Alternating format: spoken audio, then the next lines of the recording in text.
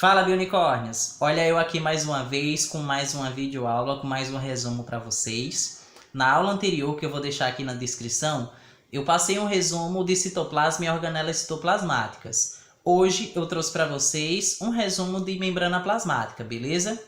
Então, começando pela composição da membrana plasmática. Membrana plasmática, resumindo, ela é composta basicamente por lipídios e proteínas, ou seja, ela é lipoproteica, tá? Ela tem um tipo específico de lipídios, que são os chamados fosfolipídios.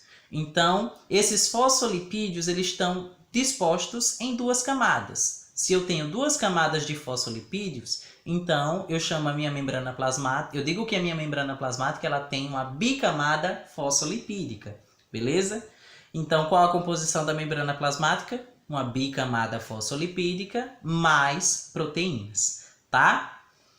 Quanto às funções da membrana plasmática, eu tenho a função de revestimento, ela vai revestir a célula.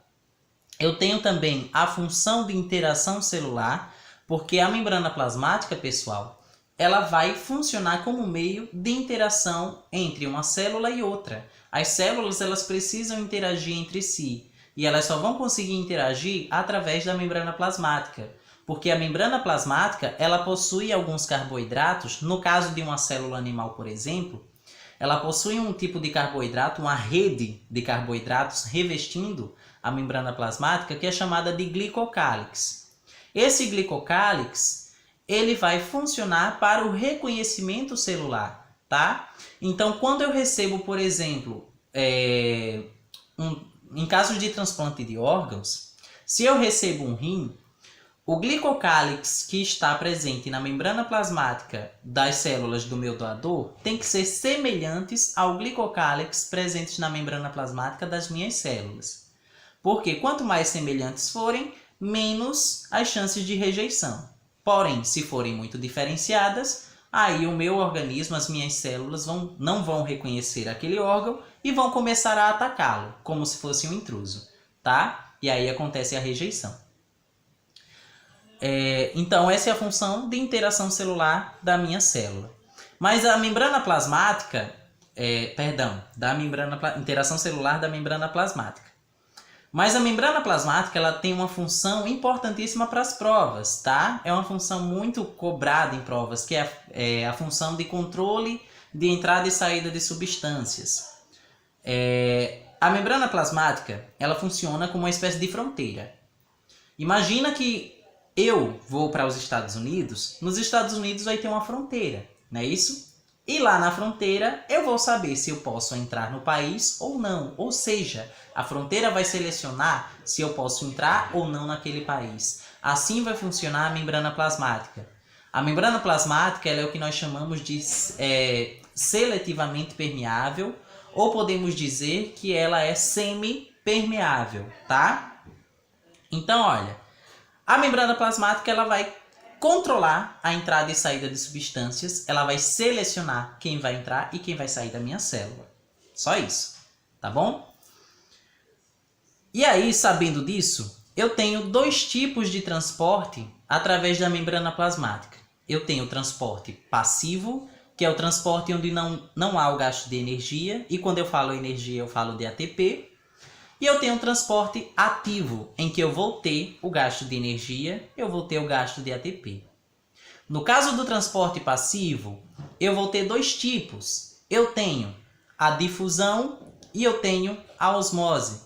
Qual a diferença entre os dois? Gente, no caso da difusão, eu vou ter sempre a passagem de soluto. Olha só, quando eu falo em soluto, eu falo em moléculas sais, por exemplo, eu falo em moléculas que não sejam a água, tá? Então, se não é água, vai ser soluto.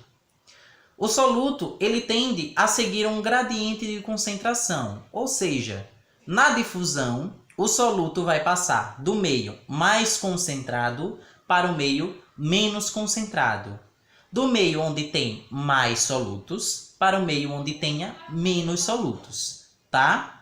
No caso da osmose, vai acontecer a passagem do solvente, ou seja, a passagem da água, De onde para onde? A água ela sempre vai passar inversamente ao soluto. Então, a água vai passar do meio menos concentrado para o meio mais concentrado. Ou seja, no meio onde estiver pouco sal, ela vai procurar um meio onde tenha mais sal. Onde tiver pouco soluto, a água tende a ir para onde tiver mais soluto, tá? Do meio menos concentrado para o meio mais concentrado. E aí vou destrinchar um pouco sobre cada um. A difusão, ela se divide em dois tipos. Tem a difusão simples e a difusão facilitada. No caso da difusão simples, as moléculas elas passam diretamente pela bicamada fosfolipídica. Ou seja, elas não vão passar pelas proteínas aderidas à bicamada fosfolipídica. Elas vão passar diretamente pela bicamada fosfolipídica, tá? Então, quem são essas moléculas? Geralmente são moléculas pequenas. Moléculas de sais, como por exemplo ferro, sódio, magnésio, cálcio, potássio, tá? Os gases, oxigênio e CO2, são moléculas pequenas, moléculas que conseguem passar livremente pela bicamada fosfolipídica sem nenhuma dificuldade. Então, nesse caso, eu tenho difusão simples. Porém, existem algumas moléculas que são muito grandes, como por exemplo a glicose. A glicose, por sua vez, ela pode passar pela bicamada fosfolipídica? Pode, só que ela demoraria muito pela questão do tamanho dela. Então, tem proteínas especializadas ali na bicamada fosfolipídica que são chamadas de permeases. Essas permeases vão pegar a glicose e vão levá-las para dentro ou para fora da célula com mais facilidade. Tá aí o nome difusão facilitada. Então, na difusão simples, as substâncias, as moléculas, passam do meio mais concentrado para o meio menos concentrado através da bicamada fosfolipídica. Enquanto na difusão facilitada, essas moléculas tendem a passar pelas proteínas facilitadoras chamadas de permeases, tá bom? E aí, falando um pouco de osmose, no caso da osmose, pessoal, o que vai acontecer é a passagem de água do meio menos concentrado em sais para o meio mais concentrado em sais. Por quê? Porque a água ela gosta de diluir, ela gosta de dissolver. Então, consequentemente, se dentro da célula tem pouco, vamos dizer, pouco sódio e fora da célula tem mais sódio, a tendência é a água que tem dentro da célula sair para fora, tá? Sair para fora foi ótimo, né? Ela vai sair para dentro. Mas vamos esquecer esse erro do português. A tendência da água é de sair de dentro da célula. Para quê? Para tentar dissolver, para tentar diluir aquele excesso de sódio, tá? Vamos imaginar uma folha de alface da salada que você faz para o almoço, né? Quando você coloca o sal na folha de alface, um tempo depois aquela folha de alface ela murcha. Por que isso acontece? Porque fora da alface, na superfície da alface, agora está cheio de sais, está cheio de soluto, ou seja, é o meio mais concentrado em soluto. Então, qual é a tendência da água que está dentro das células do vegetal? Sair.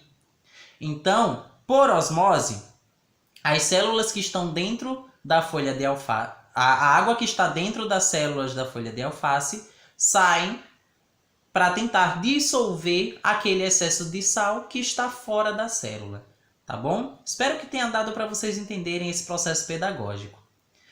E aí, esses são os tipos de transporte passivo, sem gasto de energia, tá? Então, lembra aí.